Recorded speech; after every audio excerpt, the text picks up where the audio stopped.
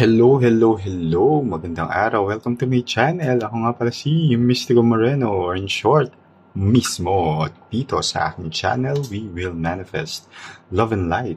Sa inyong Tagalog love reading ngayon na mismo. Okay, so kakapasok lang ng second half of the year and month of July.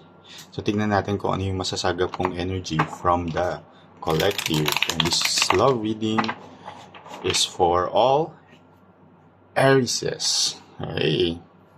Yan. So, tignan natin kung ano yung masasagap kong energy with regards to your love connection this month of July. Thank you sa lahat ng Aries na patuloy na sumusuporta sa Mystico Moreno channel. Maraming salamat po. And sana patuloy niyo pong suportahan by liking this video. It really helps the channel grow. Comment na rin sa baba, lalo na kung mag-resonate itong reading after watching the whole video. And ayun, sa mga bago, subscribe na po kayo para updated rin kayo sa mga ipopost ko pang love reading. Okay, so I'll get 8 cards from this deck and interpret natin siya. Then bubunot ako ng isang card from the oracle as the overall energy ng spread na gagawin ko today. Okay. As I also remind everyone, this is a general and collective love reading, so it may or may not resonate with all of you. Take whatever resonates, leave the rest behind. Kapag hindi talaga, huwag pilitin, abangan nyo na lang yung mga susunod ko pang love reading. Baka mag-resonate na yun sa inyo. Or panoorin yung mga past videos na na-post ko na, dahil ang tarot and oracle readings naman talaga ay timeless, so baka isa din doon ay mag-resonate sa inyo. Better yet, book a personal private reading. Nasa description box lang naman yung email address ko. Right, sige, simulan natin sa isang oracle card and let's find out what will be the overall energy for your love connection. At dahil July na, Jolina, I'll get the 7th card for. So, para sa Arises, follow your dreams. Okay. Awaken vision, sees clues. Okay. Sige, dito natin ilagay. Set ko lang to. So, follow your dreams. Ang sinasabi din dito is that when it comes to love, diba?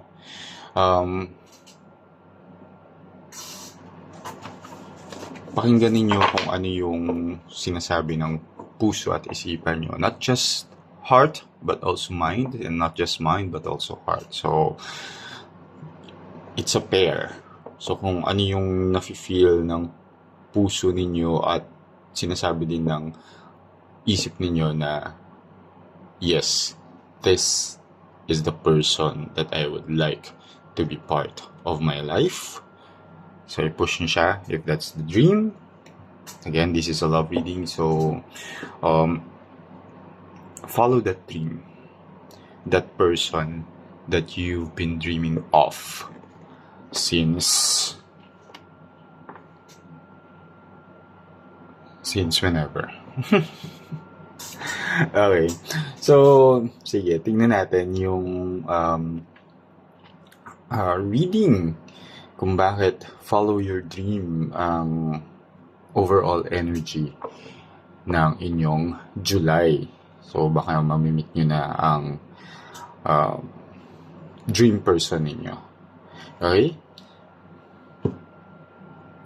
So, I'll go get the 7th card pa rin. First card. Oh, 10 of Swords. Second card, 4 of Pentacles. Four of Cups. Seven of Wands. Medyo yung first four cards ay nasa hindi masayang energy. Pero baka dahil nga related dun sa overall energy na follow your dreams. Okay.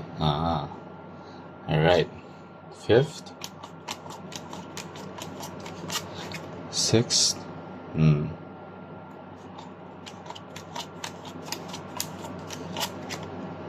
High Priestess. And last one. Queen of Wands. Oh, okay. And you get some. Then bottom of the deck, the Chariot.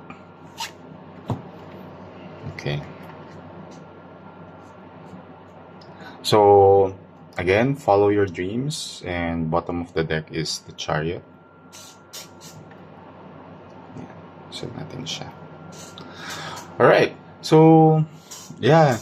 Siguro, in the past, kasi, and even maybe at the, oops, sorry, nahulog yung isang card. And maybe, sa present moment, hindi nyo sinusundan yung sinasabi ng puso at isipan ninyo. With the High Priestess showing up here, it's a reminder as well that you follow your intuition. Let your intuition guide you to what you really deserve then, and kung ano talaga yung dream love life and dream person ninyo. Kasi in the recent past, what I see here is basta-basta na lang kayo din nagja-jump into a relationship or hindi pa kayo sigurado, may infatuation lang pero feeling nyo love na yun. And dahil nga clouded yung decision ninyo, nag-end siya into a failed relationship. Now, showing up here is the Ten of Swords. Na in the recent past, ang dami yung failed relationships. Kasi nga, padalos-dalos kayo or basta-basta na lang kayo na-attach and nagko-commit sa isang relationship na alam nyo naman na hindi kayo sigurado or hindi yun yung gusto ninyong relasyon. Diba? And hindi yun yung person na gusto nyo talagang makasama. Diba? Parang porket guwapo or maganda or punong-puno ng karisma pero hindi naman talaga yun yung nag-fit sa gusto ninyong person na makasama in life. Hindi siya yung hindi niya na-meet yung mga criterias nyo other than looks, diba? And charisma. Baka yung iba, yung ibang personality niya hindi pala okay, diba? Or iba din yung mga priorities niya. Alam niyo yun? Kasi here with the Four of Pentacles, may mga relationships din kayo in the past na sobrang possessive ng tao, sobrang toxic, and you feel smothered, but you still stayed, diba? And kaya nagkakaroon ng, alam mo yun, eventually, may mga relationships kayo na wala ng amor, emotionally detached, with the Four of Cups showing up here na emotional detachment. And with the Seven of Wands na it's about challenges, ang daming mga challenges, being overprotective ng person ninyo na you don't feel free. Yun nga, parang nakulong kayo dun sa sitwasyon na hindi naman na kayo masaya. Diba? But eventually, you realize this naman. With the Judgment, there's may mga may mga pagpapatawad din naman na nangyari from the past relationships. Parang nilet go mo na rin yun. Wala ka na ring resentment, grudges, and which is good kasi it opened doors nga for positive energy, and it allowed you to focus na dun sa dream person ninyo, sa dream relationship ninyo. That's why follow your dream, yung overall energy. And with the judgment card as well showing up here, it's an energy of redemption. So it's time for you to really redeem yourself from the past failed relationships that you had dahil nga sa mga maling desisyon and padalos-dalos na action when it comes to love and romance. Diba? Na nag-end lang into sadness, into grief. Diba? And with the five of swords showing up here, na what I see here is, alam mo na rin kung ano yung ayaw mo sa relationship. Diba? Time na for you to redeem from those relationship na punong-puno ng red flags, punong-puno ng lies, ng deception. Okay? And again, as I've said earlier, na let your intuition guide you with the High Priestess energy here, which is a card of intuition, a card of wisdom as well, na you have information or experiences in the past that provided wisdom when it comes to choosing the right person. Okay? And with the Queen of Wands here, which is nurturing energy when it comes to your desires, your, again, desires or even quote-unquote dreams, diba?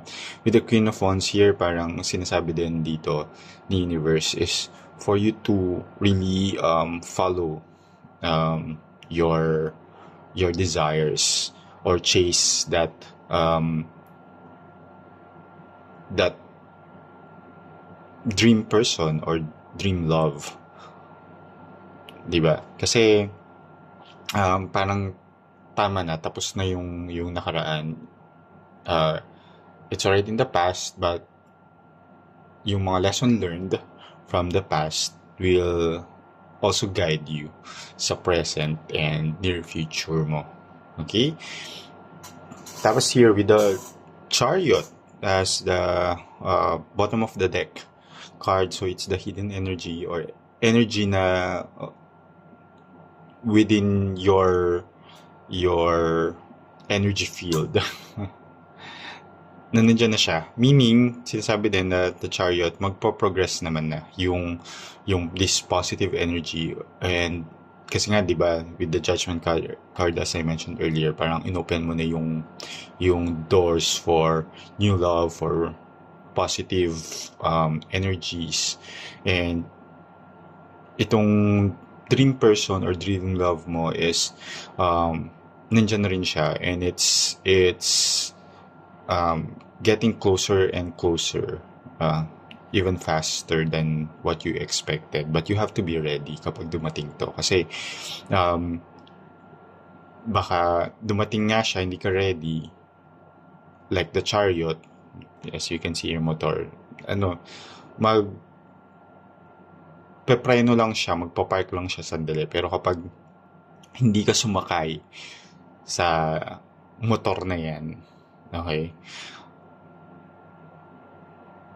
papaandarin lang yan din ni Universe, and this person will just move forward, and ayun, may iwan ka lang sa street, diba? Nga, ganun.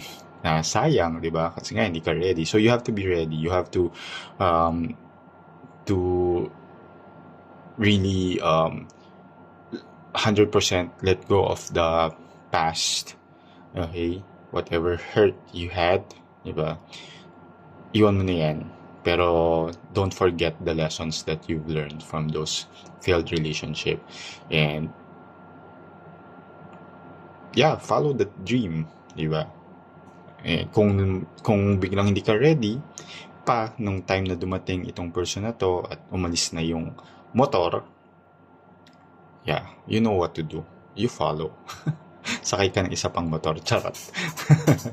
So, yan, sana nakatulong itong reading nito sa inyo. Always use my readings with discernment. You always have the free will to do what you have to do. This is just a guidance. Okay? And, ayun, kita-kits na lang muli sa susunod ko pang love reading. Dito lang sa aking channel, ako, si Mystico Moreno, or in short, mismo, kita-kits. Ingat!